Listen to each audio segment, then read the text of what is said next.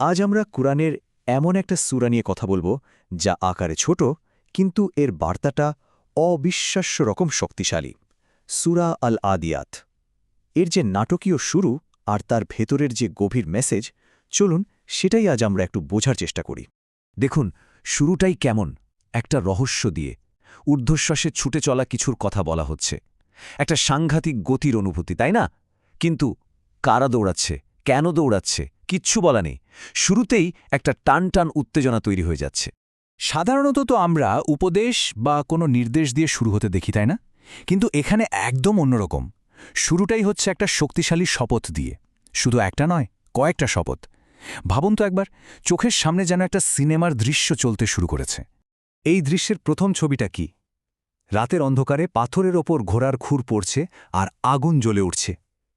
চিন্তা করা যায় কি প্রচণ্ড শক্তি আর গতি থাকলে এমনটা হতে পারে? দৃশ্যটা কিন্তু এখানেই থামছে না, আরও ঘন হচ্ছে।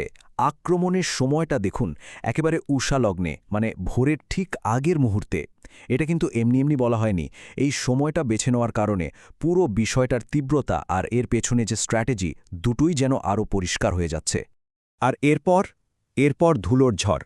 এতটাই ধুলো উঠছে যে চারপাশ একদম অন্ধকার, ঝাপসা। একটা বিশৃঙ্খল অবস্থা তৈরি হচ্ছে যা দেখে মনে হচ্ছে এদেরকে থামানোর কোনো উপায় নেই। একটা অপ্রতিরোধ্য শক্তির অনুভূতি। আর সবশেষে এই অ্যাকশন সিকোয়েন্সের ক্লাইম্যাক্স। এই বাহিনীটা সোজা শত্রুপক্ষের একেবারে ভেতরে, তাদের কেন্দ্রে ঢুকে পড়ছে। একবার ভাবুন তাদের সাহস আর প্রভুর প্রতি তাদের আনুগত্যের কথা। কি অসাধারণ একটা ছবি, তাই না? আচ্ছা, এতক্ষণ ধরে তো আমরা একটা যুদ্ধের দৃশ্য দেখলাম, খুব পাওয়ারফুল, খুব নাটকীয়, কিন্তু হঠাৎ করেই যেন সব থেমে গেল। প্রশ্নটা আসছে এখন, কেন এই শপথগুলো করা হলো? এই পুরো নাটকীয় দৃশ্যের মানেটা কি? আর এর উত্তরটা এক কথায় চমকে দেওয়ার মতো।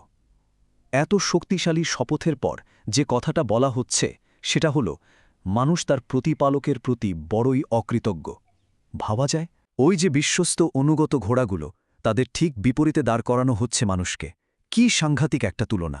তো এখন আমরা সূরার একেবারে মূল বক্তব্যে ঢুকছি। ওই যে শুরু থেকে যা কিছু বলা হলো, ওই যে ঘোড়া, ধুলো, আগুন, ওই সব কিছুই ছিল আসলে একটা মঞ্চ সাজানো। আর সেই মঞ্চে দাঁড় করানো হয়েছে একটাই বিষয়কে, মানুষের অকৃতজ্ঞতা। এখানে একটা বিশেষ আরবি শব্দ ব্যবহার করা হয়েছে, কানুদ। এটা কিন্তু শুধু অকৃতজ্ঞ শব্দের অনুবাদ নয়, এর অর্থটা আরও গভীর।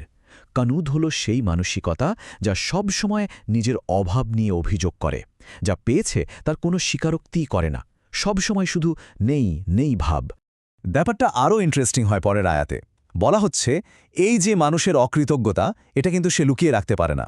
সে নিজেই জানে, তার অন্তর, তার ভেতরটা এই স্বভাবের সাক্ষী। মানে সে নিজেই নিজের বিরুদ্ধে একজন সাক্ষী। তাহলে ব্যাপারটা কী দাঁড়ালো? মূল ফোকাসটা হলো এই আত্মসচেতনতার উপর। সূরাটা একদিকে একটা পশুর আনুগত্য দেখাচ্ছে আর অন্যদিকে দেখাচ্ছে মানুষের ব্যর্থতা। দুটো ছবিকে পাশাপাশি রেখে একটা বিরাট প্রশ্ন তৈরি করা হচ্ছে।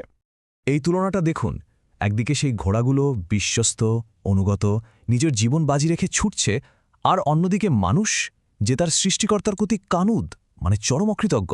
আর সবচেয়ে বড় কথা হলো, সেটা জানে, জেনে বুঝেই সে অকৃতজ্ঞ। কিন্তু প্রশ্ন হলো, মানুষ এমন কেন?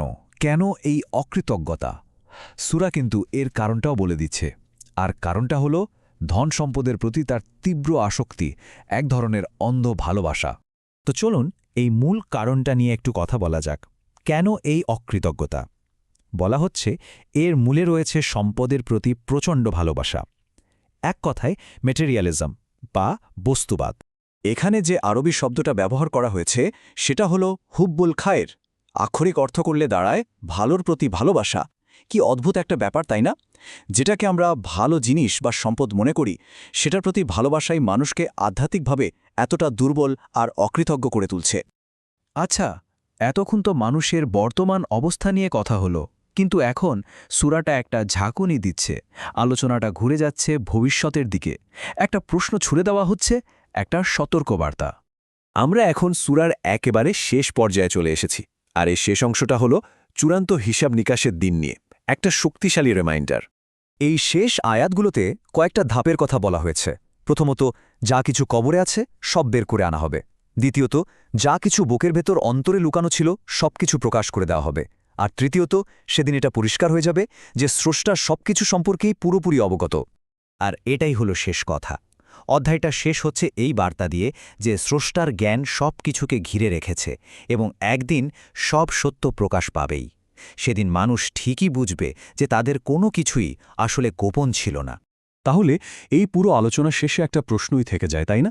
যে প্রশ্নটা এই সূরা আমাদের সবার জন্য রেখে গেছে।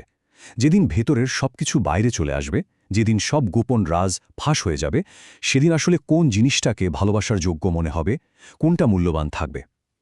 সত্যি ভাবার মতো একটা প্রশ্ন।